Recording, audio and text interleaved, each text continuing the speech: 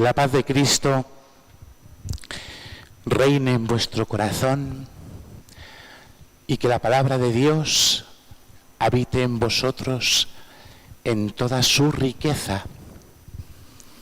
Así escuchábamos, hermanos, en el versículo previo al Evangelio. Es como una súplica que la Iglesia entera le presenta al Señor este domingo. El deseo de que la paz que viene de Dios, que es distinta a la que el mundo nos puede ofrecer, nos invada el alma por entero, y que al mismo tiempo la palabra de Dios, que es la garantía de esa paz, habite en nosotros en toda su riqueza, porque la palabra de Dios es rica. Yo creo que estamos llamados una y otra vez constantemente a descubrir, a redescubrir la riqueza con la que la palabra de Dios quiere entrar en lo más profundo de nosotros. Y fijaros, hoy la palabra de Dios nos puede sonar como muy paradójica, porque si la lectura del profeta nos hablaba de una profunda esperanza a la que el corazón se abre, luego ha llegado San Pablo a hablarnos del sufrimiento y a hablarnos de la cruz y a decirnos que si podemos presumir de algo es de haber sido marcados con la muerte de Cristo. Entonces dices, ¿y entonces cómo lo conjugo? ¿Sabes? ¿Cómo soy capaz de acoger lo uno y lo otro sin que me genere un conflicto interior? ¿No? Pues no sé, yo me lo pregunto, porque a veces no es fácil. Y yo creo que la perspectiva y la disposición inicial siempre tiene que ser: la palabra de Dios es rica. Significa, hermanos, que nos enriquece. A veces podemos tener la tentación de buscar riqueza en otras cosas, en otros, no sé, en acontecimientos, en situaciones, en personas. Y no hablo de la riqueza material, sino a veces somos muy dados a buscar lo que me hace sentir bien a mí, ¿no? Lo que me hace vivir en un estado así de confort, de una cierta comodidad, porque somos muy cómodos, lo somos todos. Es como un movimiento interior que nos empuja, ¿verdad? Yo siempre digo, porque lo pienso para mí, si te dan a elegir entre silla o sillón, pues eliges sillón. Y si te dan a elegir entre comer bien o mal, eliges comer bien, porque tendemos a una cierta comodidad, y no es malo buscar como un cierto estado confortable, pero tenemos que aprender a discernir las cosas, hermanos, porque la comodidad nos hace enemigos de la cruz. Querer aspirar a una vida cómoda te hace enemigo de la cruz. Claro, no queremos sufrir. Estamos tan a gusto, ¿verdad? Y a veces decimos, Virgencita, que me quede como estoy. Hombre, que me quede como estoy, no. Entonces, hace falta que hagamos un discernimiento de los criterios con los que nosotros vivimos. Y cuando nos tenemos que plantear cómo acoger la palabra de Dios, que a veces nos puede generar un conflicto, nos tenemos que poner delante de Dios, hermanos, y discernir, reflexionar, dejar que la palabra de Dios me empape, dejar a un lado mis criterios o mis razonamientos, a veces pobres, humanos, paganos, porque los tenemos también, y estar abierto a dejarme enriquecer. Entonces, esto no es nada fácil, hermanos, porque, claro, cuando hablas, intentas conjugar esperanza y sufrimiento, pues esto es... Los cristianos somos raros. Un amigo mío sacerdote dice que los cristianos somos más raros que un piojo bizco. ¿Os imagináis un piojo bizco? Un piojo bizco, pues los cristianos somos más raros que un piojo bizco. Claro, porque nosotros hemos escuchado en la primera lectura un canto a la esperanza, que nos hablaba de esta imagen preciosa, como una madre consuela a su pequeño, así os consolaré yo. Dios tiene con nosotros este rol de mirarnos como a la criatura, a la obra de sus manos, como sus pequeños, como una madre que acaricia a su hijo, que lo amamanta. Nos traía esta imagen la palabra de Dios. Os saciaréis de sus consuelos, mamaréis a sus pechos, sus ubres abundantes. Porque ¿cómo es el vínculo? Las madres lo sabéis bien, a mí me sobrecoge contemplar cuando nace un niño y la madre lo amamanta, me sobrecoge pensar cómo es ese vínculo que se establece entre el hijo y la madre, es como algo impresionante, ¿no?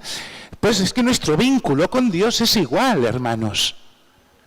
Nuestro vínculo con Dios nadie lo puede romper, lo podríamos romper nosotros.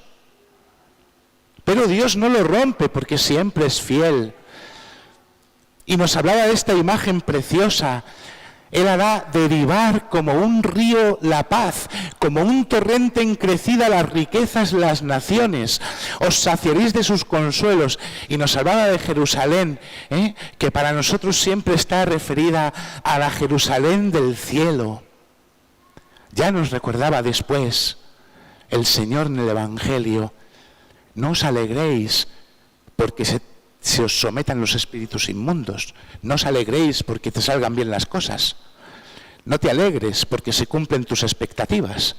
Alégrate porque tu nombre está inscrito en el cielo. Ya, el cielo es esta imagen que nos narraba el profeta, que es lo que nosotros esperamos que llegue a nuestra propia vida. ¿Qué ocurre? Pues que no es nada fácil de vivir porque en medio de nuestra vida aparece la dimensión de la cruz. El día en que nos bautizaron, hermanos, nada más empezar el bautismo, cuando nuestros padres dijeron nuestro nombre y el sacerdote preguntó, ¿qué pedís a la iglesia? El bautismo, la fe, la vida eterna. El sacerdote marcó la señal de la cruz en nuestra frente y te dijo, fulanito, tu nombre, el pueblo de Dios te recibe con alegría. Y nos marcó con la cruz. La cruz de Cristo Salvador, dijo. Desde el momento en que fuimos constituidos hijos de Dios, la cruz no se aparta de nuestra vida. Y entonces lo más fácil es pensar, qué faena, tenemos que aguantar esto. Dios lo podría haber hecho de otra manera. Y fijaos, San Pablo, qué lección nos da. Dios me libre de gloriarme si no es en la cruz de nuestro Señor Jesucristo, donde el mundo está crucificado para mí y yo para el mundo. Hermanos, un cristiano no se puede gloriar de otra cosa, nada más que de la cruz. La cruz es nuestro estandarte. La cruz es la que hace que vivamos la fe como ese bastión al que nos agarramos y del que nadie nos puede separar. La cruz que aparece en nuestra vida que no podemos despreciar, rechazar, sino que estamos llamados a abrazar, porque el mismísimo Hijo de Dios la abrazó con amor por cada uno de nosotros.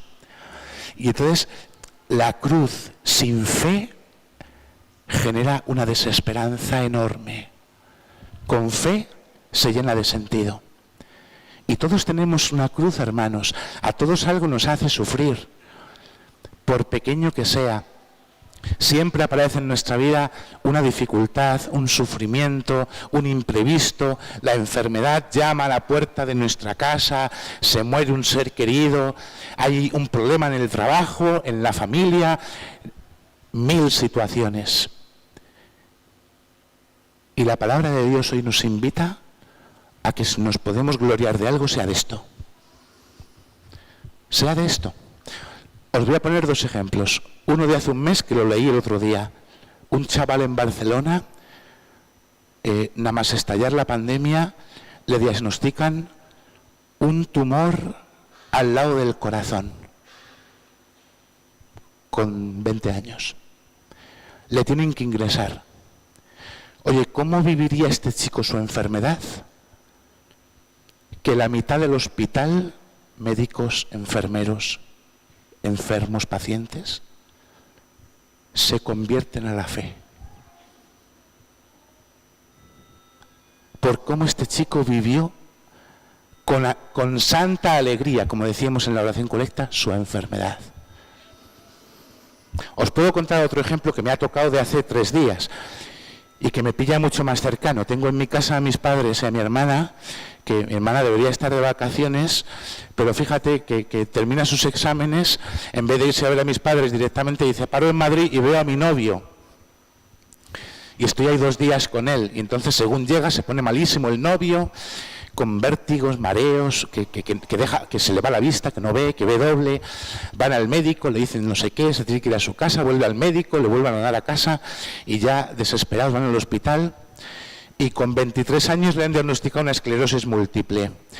Y ayer le decían que tienen que hacerle no sé cuantísimas pruebas más porque los 2 brotes que ha tenido han sido tan fuertes que a lo mejor le dejan lesiones irreversibles y a ver qué pasa y cómo son, ¿no? Y entonces el otro día fui a verle al hospital y justo después de los resultados de la resonancia magnética que le hicieron, justo le acababan de hacer una punción lumbar.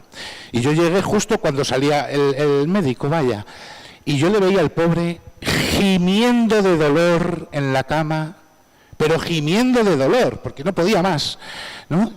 Y yo pensaba, ¿y yo qué le digo ahora?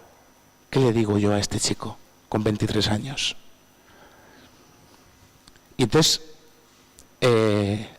antes de empezar yo a decirle nada, me dijo él a mí. Y entonces se gira, me ve y me dice, llorando de dolor, Rafa, esto es lo que hay. No me hubiera importado morirme, pero el Señor me ha puesto esto, lo tengo que abrazar. Tranquilo, en medio del dolor, con paz, sonrió. Tiene fe. Y sus padres, en el culmen de la desesperación, ¿por qué no tienen fe? Y cuando nosotros escuchamos cómo el Señor envía a sus 72 a anunciar el Evangelio, ¿qué le vamos a anunciar nosotros al mundo, hermanos? Un cristiano siempre lo que ha anunciado ha sido una luz poderosa que viene del cielo, que inunda su corazón, que da sentido a su vida y a sus sufrimientos, y eso cambia el mundo. Nuestra bandera es la cruz, nuestro estandarte es la cruz, nuestro descanso es la cruz. En la cruz es donde Dios nos ha salvado. Y por eso no podemos buscar nuestra salvación, no podemos buscar nuestra esperanza en otra cosa, en la cruz, que es el camino por el que descubro la certeza de que mi nombre ha sido inscrito en el cielo. Y en la Iglesia podemos hacer no sé cuántas 1000 cosas, todas buenísimas, lícitas, santas, no sé cuántas iniciativas podemos tener y son buenas, ¿verdad? Todas se caen por su propio peso si lo primero no es abrazar la cruz. Y de eso es de lo que tenemos que aprender nosotros a presumir, porque el que está en la cruz es el que nos ama y el que dio su vida por nosotros para salvar nuestra propia vida y llevarnos con Él a ese torrente increcida que da riqueza a nuestra alma. Por eso, hermanos, nuestra esperanza no es de este mundo. Por eso un cristiano es raro. Pues bendita rareza de la que tenemos que presumir cada uno de nosotros. Amén.